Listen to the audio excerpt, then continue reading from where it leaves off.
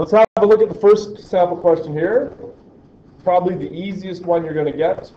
Probably so easy that you're not even going to see it on a test, but sort of a little warm-up activity. An object starts at a position of -6 and ends up at a position of +10. Calculate its displacement during the trip. My goodness, this is hard. Wow, I don't get it. I don't understand. First word. Well, if we had to, we could make a graph, right? It starts at a position of -6. We'll assume that its initial time is 0 and its final time, t2, is 1.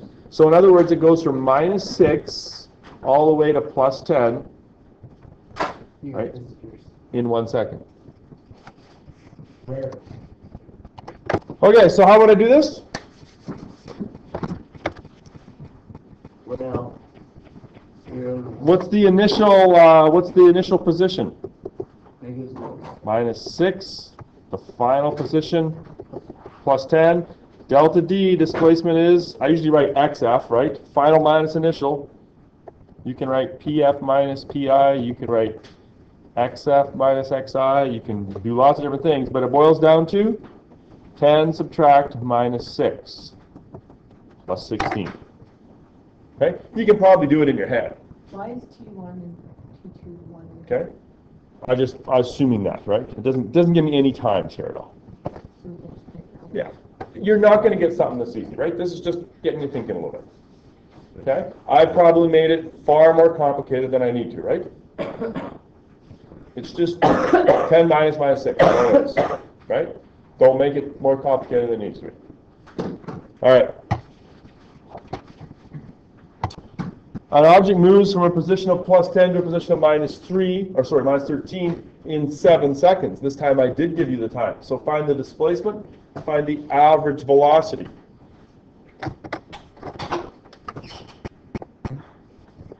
The displacement is final minus initial, right? So final is -13. Initial is 10, so I subtract +10. My displacement is -23.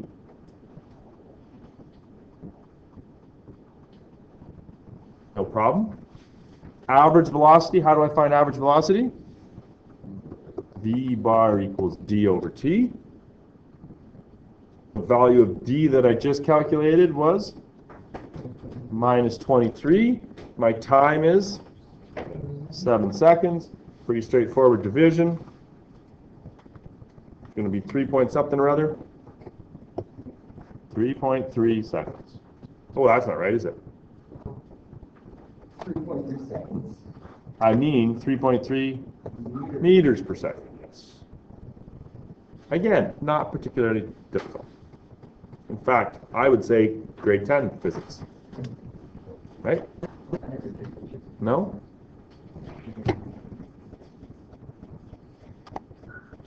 Find the time required to travel 150 kilometers at a rate of 80 kilometers an hour. We're looking for time. This is a distance, and this is a velocity.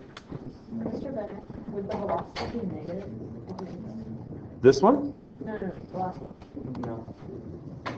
Oh, it would be. Would it be negative? It would indeed. Thank you, Sandy. It would indeed be negative. It would indeed be negative.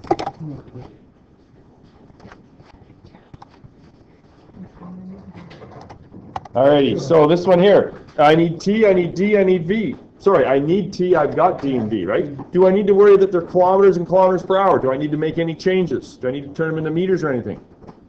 Don't think so. I think we can just write V bar equals D over T. I can't stress enough how important it is that you write the formula. Okay? It's like really, really, really important. Okay? Because as time goes on and the problems get bigger and bigger and bigger, it helps you to sort of plan your thinking, right? It's a good, it's a way to sort of describe that what you know, the solution process. I don't care about the answer. I care about the process, okay? So I need to see it. The velocity is 80 kilometers per hour. The displacement is 150, and I'm solving for time. And I've given you the tools. How do you solve it when T's on the bottom? Divide. Switcheroo, cross multiply. 150 divided by 80. It's going to be a little less than 2.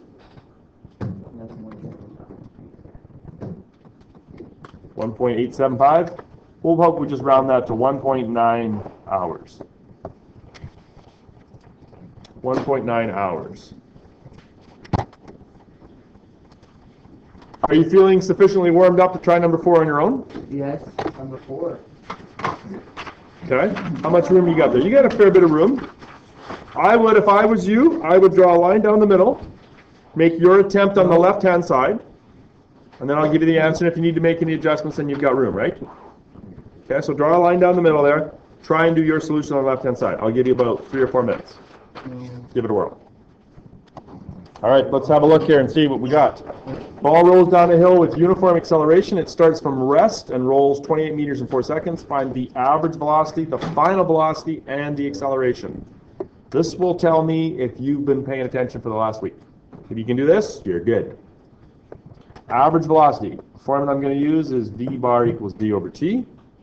How far did it go? In 4 seconds, giving me an average velocity of 7 meters per second. By the way, it would be a good idea to label your parts, so like on a test I can find them. Now the final velocity. What is it? 14 I have. Anybody else want to comment on that? 14 is a good answer, you think? What's the initial velocity? 0, right? If the average is 7, then the final has to be 14. Now, I haven't really showed you how to do a formula for that. I think we've been sort of talking about that a lot. But what if I said V bar equals VI plus VF over 2? Because the average of two things is simply one plus the other divided by 2, right? Is this going to work for us? Absolutely. 7, the initial velocity is 0, plus VF over 2, multiply by 2, 14 equals 0 plus VF, which is just the final velocity. So it's 14, VF is 14 meters per second. Notice, it went 28 meters in 4 seconds, right? But the final velocity is only 14. Okay, it's not like 28 divided by 4. That's 7. That's the average. These things are different, right? Now, to find the acceleration, acceleration is delta V over delta T. Do I have the change in velocity? Sort of, right? Is it 7? And the answer to that is no. And yet I see this over and over and over, time and time again. I see kids that will put 7 in there. Usually when I don't ask them part B. I ask part B to set you up. What is the delta V? The change in velocity is the final minus the initial, so that's going to be 14 minus 0, right? The velocity changed, 14 minus 0. The velocity changed by 14. It went from 0 to 14, and it averaged 7. You cannot use this V bar in that delta V. They are not the same. Okay, and on the test, I know that some of you will do that, and I will write on your test, delta V does not equal V bar. You've got to get the difference. V bar is the average, it's the middle. Delta V is the difference, the range. And so now I'm going to write A equals delta V over delta T. 14 over 4.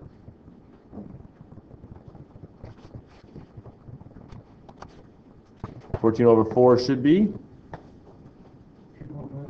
right. 3.5 meters per second squared.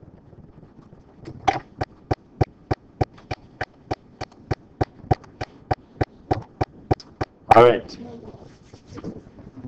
How about you do the same thing? Draw a line down the middle, try number 5 on the left, and then I'll show you the answer. I'll give you a couple minutes. Okay, so we have an object that has an initial velocity of 1. Now, a lot of the time, initial velocities are 0. So when you see an initial velocity of some number, your spider senses should start to tingle a little bit because there's going to be some things you're going to have to watch for. Okay, you're going to have to be careful. So we have, it may help you to do these sort of things. VI is equal to 1. The final velocity is 12. And the time, it's in words, the time is 3 seconds. And we are asked to find the acceleration. Okay? We're asked to find acceleration. Now, I haven't asked you for v bar. How would I find v bar in this case? What would the average be? Well, it would be 1 plus 12 divided by 2, right? It'd be 6.5, right? That's how you would find the average, right? Do I need to find the average? No, because I'm asked to find acceleration. To find acceleration, I need delta v. I need the change in velocity. Final minus initial. Delta v is equal to 11 in this case, right? 12 minus 1, or 11. A lot of the time, kids get the impression that the delta v and the vf are always going to be the same number, okay? Because that was true over here, right? Vf is 14, delta v is 14. What is the rule? When is vf going to equal delta v? There's a rule for it. When is the vf and the delta v going to be the same number? When the initial is 0, right? Because it's delta v is vf minus vi. If the vi is 0, then vf is going to be the same as it, right? But that's only true if vi is equal to 0. In this case here, the vi is equal to 1, and the delta v is 12 minus 1. Okay? I mean, delta v is always going to be vf minus vi. If the vi is 0, well, then it's just 12 minus 0. But it's not. It's 1. So the delta v is 11. A equals delta v over delta t is my next step. 11 over 3, which is 3.67 meters per second squared. Okay? Probably a 2-mark question. What would be the most common mistake that people make? Probably putting a 12 in there. You might have the odd person that finds the average and then uses that. Okay? Common mistakes. Okay. I'm done. You guys need some time to work. Here is a whole bunch of relatively easy word problems. You're going to get another set tomorrow. I would encourage you, if you have not completed the hand-in assignment, to get started on that. I would like that in tomorrow if I can. Basically, I'm going to give you the rest of today. I'm going to give you Wednesday and Thursday to get ready for this test. Friday. Friday, okay? So come prepared, lots of questions. Get your cheat sheet all organized, okay? Yeah, okay. Always get a cheat sheet. Don't just plan on Thursday night spending 4 hours, right? I'm going to give you 2.5 hours in class with a qualified teacher to help you. So don't waste your time in class. Use your class time wisely. Enjoy.